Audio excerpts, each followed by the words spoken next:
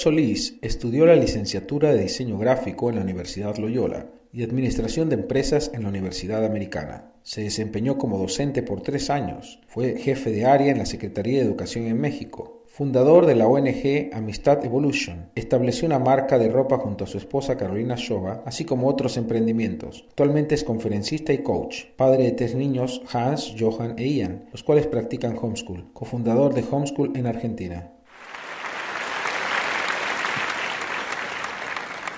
Voy a tocar 3 temas. Lo que es la parte histórica de homeschool, muy poquito.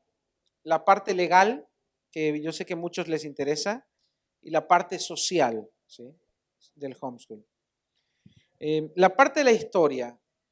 Hasta antes de 1800 no existía la escuela pública, ¿sí? ¿Cómo surge la escuela pública? En la Revolución Industrial, ante la necesidad de empleados, de obreros, que pudieran seguir instrucciones leyendo un manual y hacer tareas repetitivas, los países industrializados y los gobiernos deciden hacer las escuelas públicas para preparar, para tener mano de obra calificada, para tener obreros que sepan leer y escribir. Esa fue la idea de la escuela pública. El problema es que ese concepto no se ha renovado hasta la actualidad, ¿sí? Si se fijan, en la escuela al chico lo hacen llegar a un horario, pase de lista, formarse, con un corte en el medio para comer, o sea, lo mismo que un empleado como era en la fábrica, ¿sí? Y el énfasis es leer y escribir, ¿sí? Y saber contar, porque era lo que necesitaban en las fábricas. Entonces, ya desde ahí, la estructura y el origen de la escuela pública es para crear obreros, ¿sí?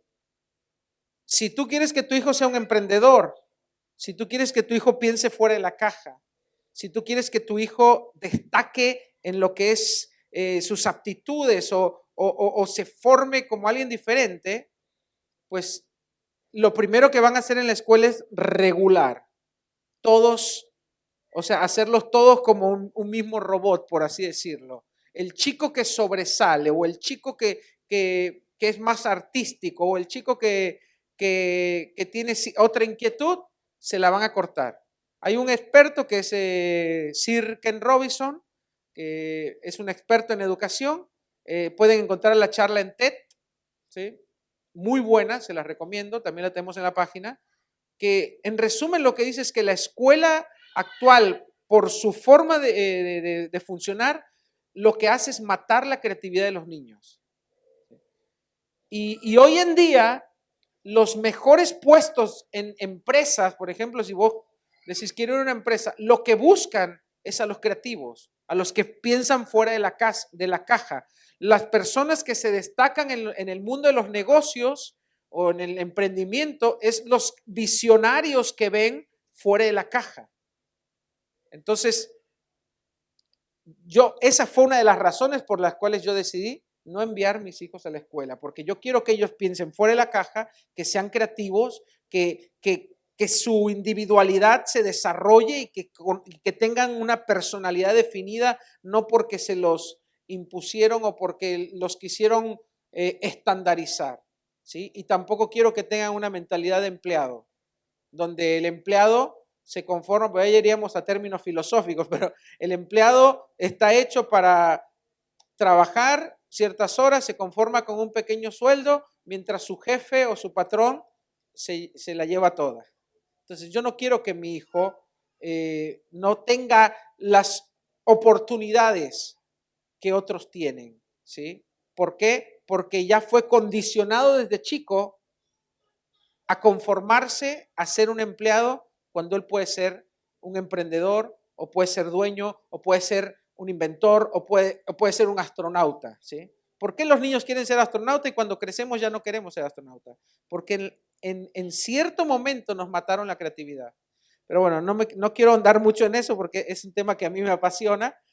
Pero sí es importante que entendamos los orígenes de la escuela pública, ¿sí? No ha cambiado mucho. O sea, yo no soy antisistema, yo no soy antiescuela. Mi familia tengo generación de docentes, ¿sí? Es más, hay una escuela en México que está a nombre de mi abuelo, es casi un prócer. Toda mi familia fueron docentes, yo fui docente, tengo amigos y hermanos docentes, o sea, yo entiendo, la docencia es hermosa, pero el sistema en cómo está hecha la escuela no se ha actualizado prácticamente nada. Por eso Finlandia, que un poquito hizo cambios como reducir las horas académicas, tener una educación más personalizada, en vez de 30 niños son 7 niños en aula, a partir de los 7 años recién empiezan a estudiar porque los dejan que sean niños y que exploren su niñez y que se diviertan, que jueguen. Son unos de los tops en educación y muchos países están copiando a Finlandia, pero lo que ha hecho Finlandia es un muy poco avance comparado con lo que nosotros podemos hacer en casa dándole libertad a nuestros hijos, ¿sí? Lo que un niño aprende en una hora en homeschool probablemente es lo que aprende en una semana un niño en una escuela pública o en una escuela privada. ¿Por qué? Por la educación personalizada, ¿sí? Si alguno de ustedes tuvo problemas en la escuela, se dará cuenta que cuando el maestro te daba 2 minutos para explicarte el problema, lo entendías. Pero si tú lo estabas viendo con los demás chicos, con los 20 chicos o 30 chicos, y hay 10 que no lo entienden o hay 20 que no lo entienden y no dicen nada, ¿sí? Entonces, hay un gran retraso en la educación pública, pero porque no se actualizó ni se renovó desde sus orígenes. La parte de la legalidad, ¿sí? ¿Es legal o no hacer homeschool? Depende del país donde estés. Si estás en Canadá, si estás en Estados Unidos, si estás en Inglaterra, es legal. Está, no solo que es legal por su constitución, sino que está regularizado, ¿sí? En Argentina, ¿es legal hacer homeschool? Sí es legal. No está regularizado todavía. Esperemos que un día se regularice. Eso va a depender mucho de todos nosotros.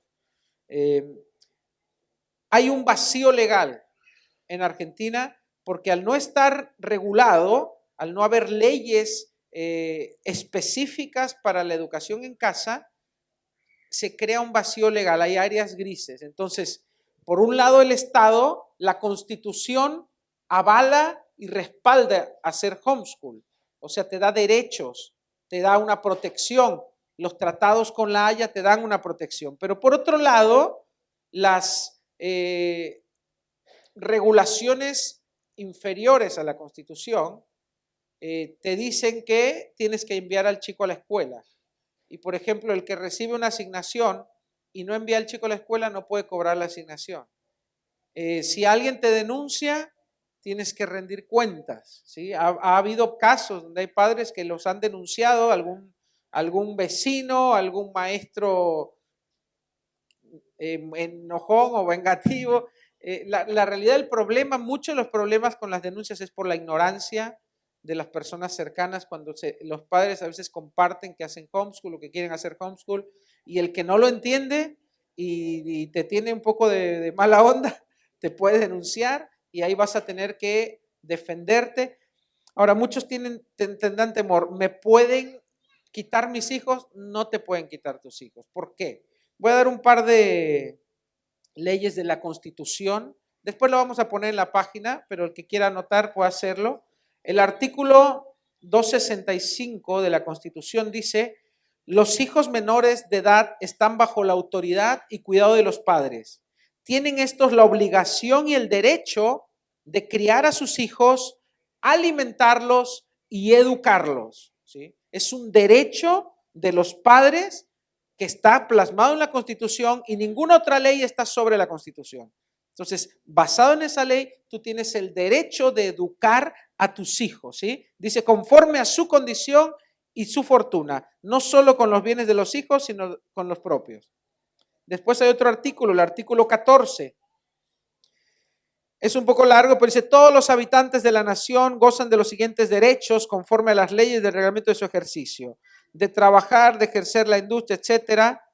Y termina en la última parte, de asociarse sin fines y profesar libremente su culto, si es la ley que nos permite libertad de culto, y de enseñar y aprender. O sea, un padre tiene el derecho de educar a sus hijos y este otro artículo te dice que tienes el derecho de enseñar y de aprender. ¿Qué quiere decir eso? Que nadie te puede decir, no, vos no sos maestro, vos no podés enseñar. No, la Constitución me da un derecho de enseñar y el otro artículo me da el derecho de educar a mis hijos. Después tengo el artículo 264, que es el artículo que habla de la patria potestad, donde dice, en resumen, que el Estado no puede interferir en las cuestiones, en las decisiones de los niños porque le corresponde a los padres. Ellos son los que tienen la patria potestad. Dice, la patria potestad es el conjunto de deberes y derechos que corresponden a los padres sobre las personas y bienes de los hijos para su protección y formación integral. Entonces, cuando se trata de la formación de mi hijo, yo tengo el derecho de decidir sobre su vida. Esa es la Constitución, nos protege en ese sentido si decidimos hacer homeschool. Y por último, hay muchos artículos, pero creo que estos son los más importantes. El 265, que dice, los hijos menores de edad están bajo la autoridad y el cuidado de los padres, y estos tienen la obligación y el derecho de criar a sus hijos, alimentarlos y educarlos conforme a su condición. Este otro artículo me dice, yo tengo el derecho, no solo el deber, el derecho de educar a mis hijos conforme a la condición de ellos. Entonces, con estos artículos, si alguien quisiese socavar tus derechos, la Constitución te protege. Es muy raro que llegue a es muy raro que llegue a un extremo de que te digan, te vamos a sacar tus hijos. Primero que para que llegase a ese punto, hay varias instancias que tienen que pasar, te envían un asistente social, ven que tus chicos están bien, en ese momento tú puedes pedir un abogado, el abogado va con la Constitución y tira todo abajo. O sea, nadie te puede quitar a tus hijos porque no van a una escuela. Tampoco te pueden obligar a escolarizarlos, ¿sí? Por los mismos derechos que tienes en la Constitución. En realidad, las reglamentaciones que mandan a que los chicos vayan a la escuela son justamente para que no haya niños en las calles, los ninis, que no estudian ni trabajan, para que no haya niños haciendo trabajo infantil. ¿Sí? La idea de hacerlo obligatorio fue pensando en el general de los niños, en el tiempo en que muy pocos iban a la escuela y que los hijos de las personas que vivían en el campo, de las personas de más escasos recursos, no iban a la escuela. Ahí fue hecha esa regularización. Hoy en día, la gran mayoría de los niños van a la escuela, pero nunca fue pensada para obligar a un padre que está educando a sus hijos a enviarlo, a escolarizarlos, ¿entiende? Entonces, tenemos que saber eso para que no nos asusten, pero a veces la ignorancia es la que crea los temores. Cuando nosotros descubrimos la verdad nos hace libres, ¿sí? El conocer las cosas hace que todos los temores y las dudas se vayan. Por último, la parte social, ¿sí? Esta es la parte, bueno, algunos también por eso, ¿tengo que pedir permiso a alguien para hacer homeschool? No, los derechos son tuyos, la responsabilidad es tuya. Al único que le tenés que pedir permiso es a ti mismo como padre y a la madre, es una decisión del núcleo familiar, ni siquiera de tus papás, ni siquiera de tus vecinos, ni siquiera de los maestros, es una decisión de la familia, del círculo papá, mamá, hijos, y juntos toman la decisión de hacer homeschool o no. La parte social, este es el tabú más grande, ¿sí? Porque es lo que todo el mundo... Y lo social, ¿sí? Cuando dices, voy a hacer homeschool, quiero hacer homeschool, ¿sí? Y lo social, tus hijos no van a ser antisociales. Yo también en algún momento lo pensé, por ignorancia. Pero cuando tú descubres que antes de 1800 no había escuelas públicas, entonces si ese argumento tuviese algún peso, antes de 1800, todos los miles de años atrás, la sociedad y el mundo no era sociable porque no había escuelas, ¿no? No, si no había escuelas, ¿cómo sociabilizaba la gente? La sociabilización se da en el núcleo familiar, inicia ahí. Si no, no habría niños inadaptados en las escuelas. Si no, no habría niños que se sientan solos en el recreo y que no juegan con los demás niños. No habría niños que hacen bullying. Entonces, la escuela no es un medio para socializar. La escuela es un lugar que tendría que ser para impartir conocimiento, nada más. Mis hijos no son menos sociables porque no van a una escuela. ¿Sí? Si yo soy antisociable en casa, yo voy a tener hijos antisociales. Entonces, la sociabilidad se da en el núcleo familiar, con los primos, en tu entorno, en la parroquia del barrio, en la iglesia donde asistes, o con los niños que juegan, en el club del barrio, pero sí, sobre todo en el núcleo de la familia. Una familia que se relaciona, que hablan, que expresan lo que sienten, que tienen inteligencia emocional. Los niños van a ser completamente sociables. Una familia donde no hay comunicación, donde no hay apertura, no importa si el niño va a la escuela o no, el niño va a ser antisocial. Entonces, la sociabilidad se genera en el núcleo familiar, no en la escuela, ¿sí? De ahí los chicos empiezan a desarrollar y a establecer relaciones con sus vecinos, con sus primos, con los compañeritos del barrio, etc. Entonces hay que sacar un poquito ese tabú de que el que no va a la escuela puede ser antisocial.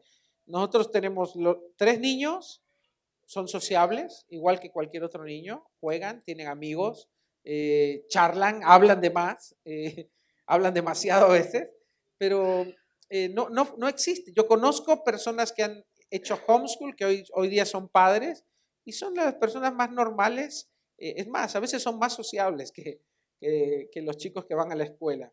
¿Por qué? Porque se les ha enseñado en casa a desarrollar, a tener otro tipo de conducta y de trato, porque los padres tienen tiempo de decir, mira, comparte, perdona o pedí perdón, o decí por favor, o comprende al otro, ten tolerancia, cosas que a veces en la escuela no se enseñan, porque tampoco es su deber, es el deber nuestro como padres de enseñarlo. Así que saquémonos ese tabú, ese temor de que si no van a la escuela no van a ser sociables. No es así. Con esto concluimos esta sección.